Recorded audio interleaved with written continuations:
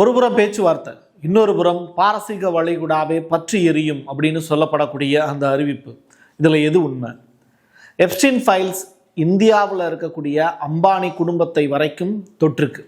அப்படின்னா எப்ஸ்டீன் அப்படிங்கிற நபர் எவ்வளவு பெரிய மாமாவாக இருப்பாருன்னு யோசிச்சு பார்த்துக்கோங்க. இன்னொரு புறம் ரஷ்யா உக்ரைன் மீது அடித்திருக்கக்கூடிய அடியை பார்த்து உலகமே ஆடி போயிருக்கு.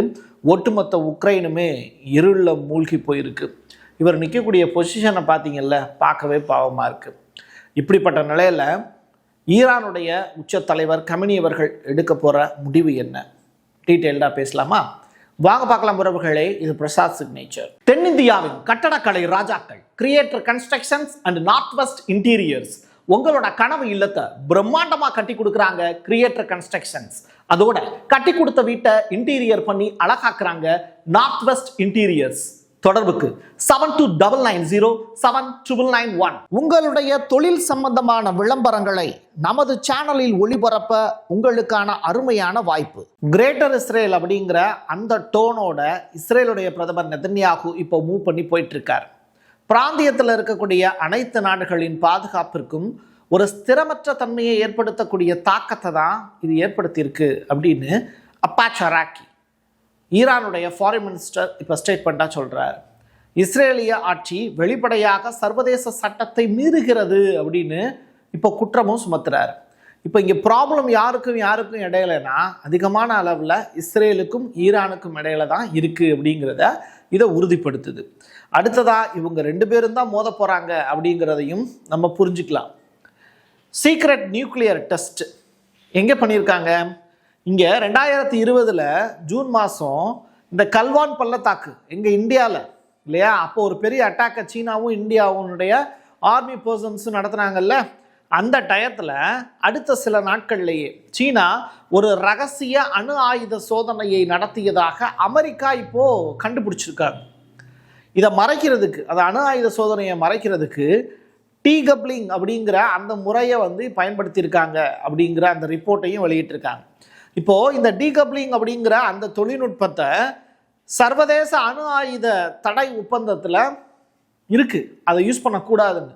பட் அதை மீறி அவங்க யூஸ் பண்ணியிருக்காங்கன்னா சீனா செஞ்சது தப்பு தானே அப்படின்னு இப்போ அமெரிக்கா கிளைம் பண்ணுறாங்க. இதுக்கு எங்களுக்கு எந்த சம்மந்தமும் கிடையாதுங்க அப்படின்னு இந்தியா இப்போ ஒதுங்கி நிற்கிது.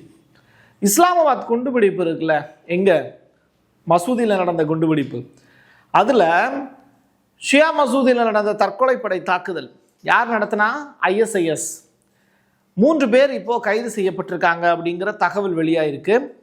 5 மாதங்கள் அவங்க ஆப்கானிஸ்தானில் தங்கி ட்ரைனிங் எடுத்துக்கிட்டாங்க அப்படிங்கிற ரிப்போர்ட்டும் அந்த நபர்களே சொல்லியிருக்காங்க. ஸோ இது தொடர்பான ஆய்வுகளும் அறிக்கைகளும் இப்போ பாகிஸ்தானை கதிகலங்க வச்சிருக்கு. அமெரிக்காவோடு கொண்டிருக்கக்கூடிய உறவின் காரணமாக பாகிஸ்தானுக்கு விழுந்த அடியாக இது பார்க்கப்படுது. இன்னொரு புறம் இந்தியாவினுடைய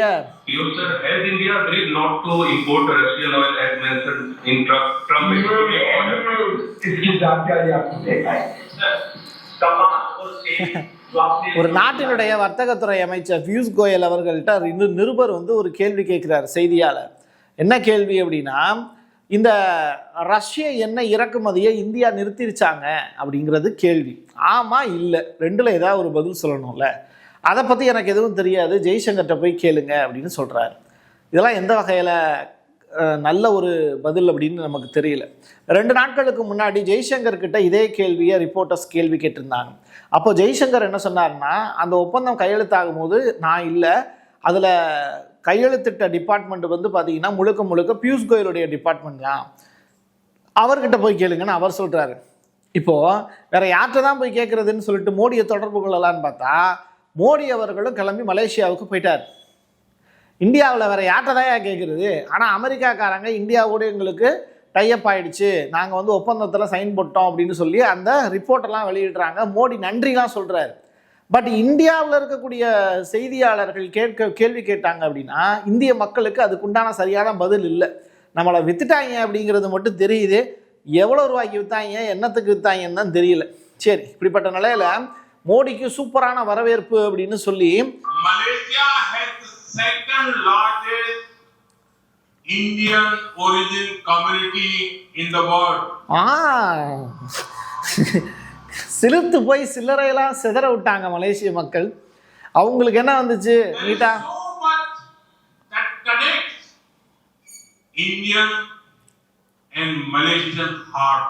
ஹார்ட் ரொம்ப வீக்காக இருக்குப்பா, முடியல.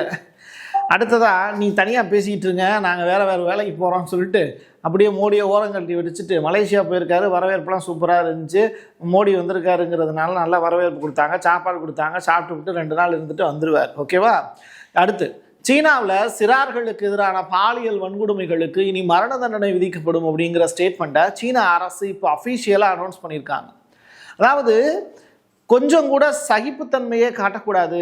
சின்ன குழந்தைங்க மேலே இந்த மாதிரியான பாலியல் ரிலேட்டடான ஒரு புகார்கள் தொடர்ச்சியாக வரும்போது அவங்க மேலே சட்ட நடவடிக்கை கடுமையாக இருக்கணும் அப்படிங்கிறது தான் சீனாவினுடைய உத்தரவு. இதெல்லாம் அப்படியே இந்தியா பக்கம் கொஞ்சம் கொண்டு வந்தாங்கன்னா நல்லாயிருக்கும். இந்த அனில் அம்பானி அப்படின்னு சொல்லிட்டு ஒரு நபர், பெரிய பணக்காரர், உங்களுக்கு தெரியும்னு நினைக்கிறேன் இல்லையா?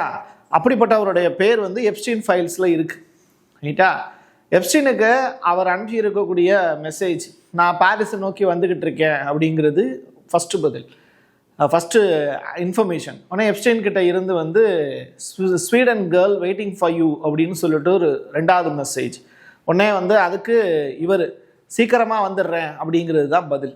இதுதான் அந்த சேட்டிங் ரிப்போர்ட்டு. ரைட்டா? ஸோ அனில் அம்பானி அப்படிங்கிற நபர் வாழ்க்கையில் ஏன் தோற்று போனார் அப்படிங்கிறதுக்கு இதை விட சிறந்த உதாரணம் எதுவும் இருக்க முடியாது. சரியா? அது மட்டும் கிடையாது, இவங்கெல்லாம் சேர்ந்து இந்தியாவையும் தோற்கடிச்சிருக்காங்க அப்படிங்கிறது தான் யதார்த்தமான உண்மை.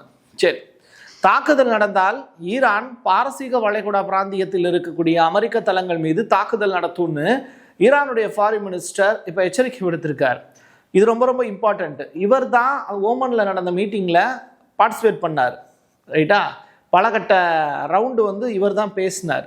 இப்போ இவர் சைடே ஒரு ஸ்டேட்மெண்ட் கத்தாரில் வச்சு இப்போ ஏர்போர்ட்டில் இறங்கும் போது இவர்கிட்ட இன்டர்வியூ எடுக்கிறாங்க ப்ரெஸ் ரிப்போர்ட்டர்ஸ். அப்போ இந்த ஸ்டேட்மெண்ட்டை சொல்கிறாரு. டெஹ்ரான் தனது ஏவுகணை திட்டம் குறித்து யாருடனும் இப்போதோ அல்லது எதிர்காலத்திலோ விவாதிக்க விரும்பவில்லை. நாங்கள் அதை பற்றி பேசவே விரும்பலை. அணுசக்தி திட்டத்துக்கு பயன்படுத்தப்படும் செறிவூட்டப்பட்ட யுரேனியத்தை நாட்டிலிருந்து ஏற்றுமதி செய்வதற்கான திட்டமும் எங்கள்கிட்ட இல்லைன்னு போட்டு உடச்சிட்டார். ஓடுகிறது. இதுக்கு மேலே நீ அமெரிக்காக்காரன் எங்ககிட்ட பேச்சே வார்த்தைக்கே வரக்கூடாது அப்படிங்கிறது தான் இந்த ஸ்டேட்மெண்ட்டு. அடுத்து என்ன நடக்கும்னு நீங்களே யோசிச்சு பார்த்துக்கோங்க. பர்கினோ ஃபாசோ IL-76TD XTABL அப்படின்னு சொல்லிட்டு ஒரு விமானத்தை கட்டமைச்சிருக்காங்க. இந்த விமானத்தின் மூலியமாக தனது இறையாண்மையை பேணி பாதுகாக்கக்கூடிய வகையில் அவங்க இந்த சம்பவத்தை செஞ்சுருக்காங்க.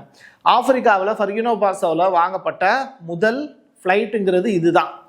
அரசியல் உறுதியால் கட்டப்பட்ட புதிய சகாப்தத்துக்கான புதிய ரக்கைகள் இது அப்படின்னு சொல்லி அந்த நாட்டினுடைய அதிபர் யார், இராணுவ தளபதி இப்ராஹிம் ட்ரூரே பெருமை பொங்க சொல்லியிருக்கார்.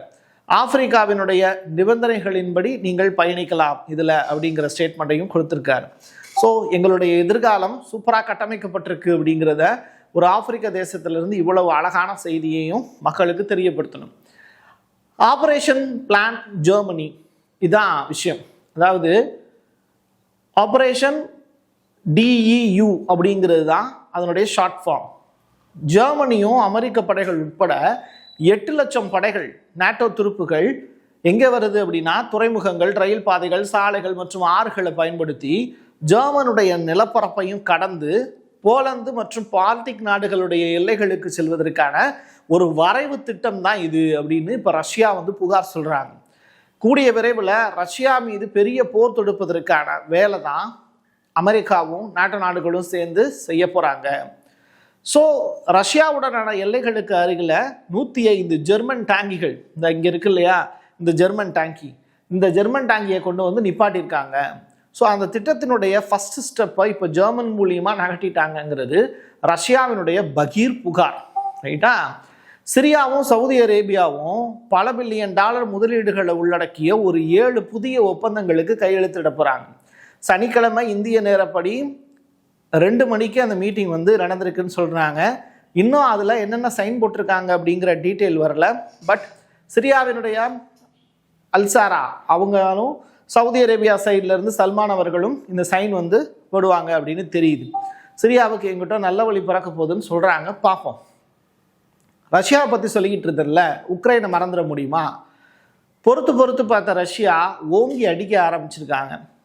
எரிசக்தி கட்டத்தை தாக்கியதை எடுத்து உக்ரைன் இப்போ என்ன பண்ணியிருக்காங்கன்னா தன்னுடைய ஒட்டுமொத்த அணுமின் உற்பத்தியும் நிறுத்திட்டாங்க. ரைட்டா? அதில் அனைத்து பிராந்தியங்கள்லையும் நாடு தழுவிய மின்தடை அப்படிங்கிறது இப்போ ஏற்பட்டிருக்கு.